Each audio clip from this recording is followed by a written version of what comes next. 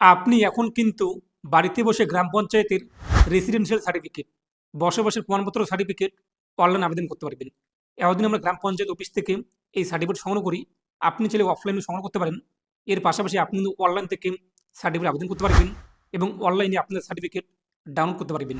আর আপনি যদি এখনও পর্যন্ত ভিডিওতে লাইক না করে দেখেন, অবশ্যই লাইক করে দিন। এর পাশাপাশি চ্যানেল সাবস্ক্রাইব করে পাশের বেল ক্লিক করে নোটিফিকেশন করে রাখুন পরবর্তী ভিডিও সবাই পাওয়ার জন্য। আর আপনি যদি ভিডিওটি ফেসবুক পেজে দেখে থাকেন, অবশ্যই ফেসবুক পেজটি ফলো করুন প্রতিনিয়ত নতুন নতুন আপডেটগুলো সবার আগে পাওয়ার জন্য। তো এর জন্য আপনি গুগলে আসুন এবং গুগলে সার্চ করুন MD360 নিউজ লিখে। তো প্রথমে পেয়ে যাবেন MD360news.com। তো এখানে আপনি ক্লিক করুন। এরপর আমাদের সামনে কিন্তু ওয়েবসাইটে চলে আসবে। তো এই যে আপনি দেখতে পাচ্ছেন সার্চ বার, এই সার্চে ক্লিক করুন এবং এখানে সার্চ করুন গ্রাম লিখে। তো সার্চ করতে আমাদের সামনে কিন্তু সার্চ রেজাল্ট চলে আসবে। এই যে ওয়েস্ট বেঙ্গল বসবাসের প্রমাণপত্র সার্টিফিকেট গ্রাম পঞ্চায়েতের, এখানে আপনি ক্লিক করুন। এরপর এখান থেকে আপনি আরও বিষয় দেখুন জানতে পারবেন কী কী ডকুমেন্টস লাগবে, কীভাবে অ্যাপ্লাই করবেন ইত্যাদি বিষয়গুলো আপনি এখান থেকে জেনে নেবেন। তারপর নিচে আপনি চলে আসবেন। তো নিচে আপনি দেখতেই পাচ্ছেন যে অনলাইন অ্যাপ্লাই লিঙ্ক রয়েছে, যে ক্লিক নাও, এই ক্লিক নাও আপনি ক্লিক করবেন। তো পরবর্তী পেজে গ্রাম পঞ্চায়েতের ওয়েবসাইটে চলে আসবে।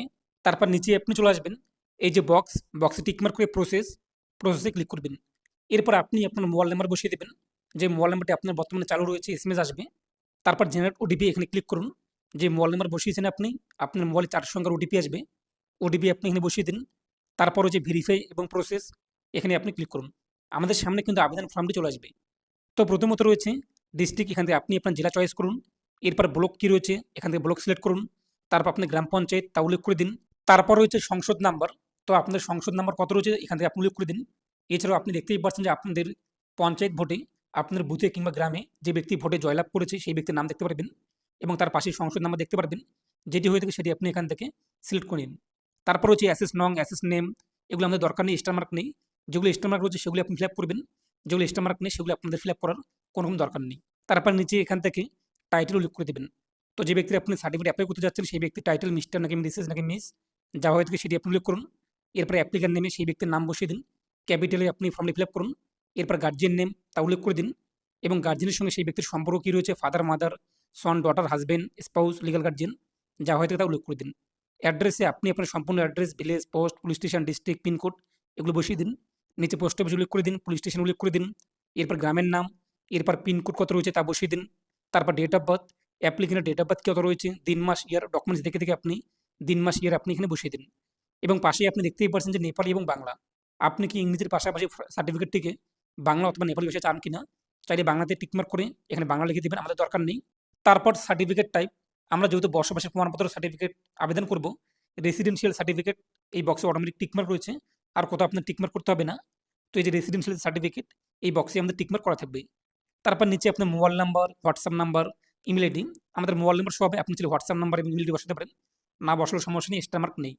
ডকুমেন্টস, এখন আবেদনকারী যে ব্যক্তির নাম আপনি এখানে উল্লেখ করেছেন অ্যাপ্লিকেন্টে, সেই ব্যক্তিকে ডকুমেন্টস উল্লেখ করে দেবেন, Aadhaar card, voter card, ration card, PAN card, school leaving certificate ইত্যাদি, এবং সেই ডকুমেন্টস নাম্বারটি বসিয়ে দেবেন এবং ডকুমেন্টসটিকে 2 MBর মধ্যে PDF ফাইলে আপলোড করে দেবেন। এরপর ডকুমেন্টস টাইপ 2 থেকে আরেকটি আলাদা ডকুমেন্ট সিলেক্ট করে নেবেন। এখানে আপনার রেশন কার্ড অথবা ভোটার কার্ড অথবা আধার কার্ড অথবা পাসপোর্ট দেখতেই পাচ্ছেন, এবং সেই ডকুমেন্টস নাম্বারটি বসিয়ে দেবেন।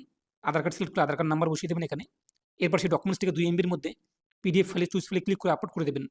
এবং দেখতেই পাচ্ছেন GS মেম্বার সার্টিফিকেট, এখানে কি করবেন, আপনি যে অঞ্চল অফিসে যে খাজনা কিংবা চালান দিয়ে থাকেন কিংবা যে আপনার পেমেন্ট দিয়ে থাকেন, যে আপনার জমির যে চৌকিদারি ট্যাক্স ইত্যাদি, সেই ট্যাক্সের যে কাগজটি সেটিকে আপনি এখানে আপলোড করে দেবেন। এই যে আদার্স উল্লেখ করে এরপর চুজ ফাইলে ক্লিক করে আপলোড করে দেবেন। তারপর নিচে আপনি আপনার ফটো আপলোড করে দেবেন, আবেদনকারীর পাসপোর্ট সাইজের ফটো 100 কপির মধ্যে। তারপর সাবমিট ক্লিক করতে আপনাদের কিন্তু আবেদন হয়ে যাবে।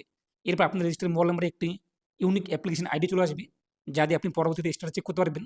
তো আবেদন হয়ে গেলে এবং যখন আপনার সার্টিফিকেট অ্যাপ্রুভ হয়ে যাবে, এছাড়া আপনি আপনার রেজিস্টার মোবাইল নাম্বার SMS পেয়ে যাবেন যে আপনাদের সার্টিফিকেট অ্যাপ্রুভ হয়ে গিয়েছে। তো সার্টিফিকেট অ্যাপ্রুভ হয়েছে কিনা তা জানার জন্য কিংবা সার্টিফিকেট ডাউনলোড করার জন্য আপনি আবারও MD360 নিউজ এই যে পোর্টাল আর্টিকেল এখানে চলে আসবেন।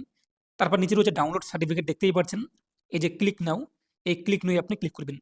পরবর্তী পেজটি আমাদের সামনে কিন্তু চলে আসবে। এরপরে যে অ্যাপ্লিকেশন স্ট্যাটাস এবং সার্টিফিকেট ডাউনলোড এখানে ক্লিক করুন। তো আপনি যে রেজিস্টার মোবাইল নাম্বারে ইউনিক অ্যাপ্লিকেশন আইডি পেয়েছেন, সেই অ্যাপ্লিকেশন আইডি নাম্বার এখানে বসিয়ে দিন। আইডি নাম্বার উল্লেখ করার পর রয়েছে কিন্তু সার্চ, এই সার্চে ক্লিক করুন।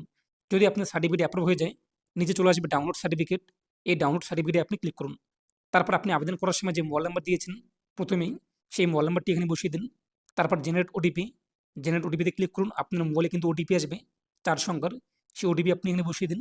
তারপর ভেরিফাই এবং প্রসেস এখানে ক্লিক করুন। ভেরিফাই এবং প্রসেসে ক্লিক করার পর এই যে উপরে দেখতেই পাচ্ছেন অ্যাপ্লিকেশন স্ট্যাটাস এবং সার্টিফিকেট ডাউনলোড। এই অ্যাপ্লিকেশন স্ট্যাটাস এবং সার্টিফিকেট ডাউনলোডে ক্লিক করবেন। এরপর পরবর্তী পেজে আপনি কতগুলো আবেদন করেছেন আপনার মোবাইল নাম্বার দিয়ে তা দেখতে পারবেন। যখন সার্টিফিকেট অ্যাপ্রুভ হয়ে যাবে, রেডি টু ডাউনলোড অপশন চলে আসবে এবং পাশে কিন্তু ডাউনলোড আইকন দেখতেই পাচ্ছেন। এই ডাউনলোডে ক্লিক করবেন। এরপর সার্টিফিকেটে চলে আসবে। সার্টিফিকেট প্রিন্ট করার জন্য নিচে রয়েছে কিন্তু ডাউনলোড সার্টিফিকেট, এখানে ক্লিক করে এটিকে প্রিন্ট করে আপনি আপনার কাজে ব্যবহার করতে পারবেন এবং সার্টিফিকেটের বৈধতা 6 মাস পর্যন্ত আপনি সার্টিফিকেট যে কোনো কাজে ব্যবহার করতে পারবেন। তো আবেদন করার 1 সপ্তাহ কিংবা 10 দিন 15 দিন পর আপনি স্ট্যাটাস চেক করবেন। অনেক ক্ষেত্রে 2 থেকে 3 দিনের মধ্যেই সার্টিফিকেট অ্যাপ্রুভ হয়ে যায়। তো এই নিয়ে আপনার মতামত কমেন্টে পেশ করুন আর অবশ্যই ভিডিওটি প্রত্যেককে শেয়ার করে জানিয়ে দিন।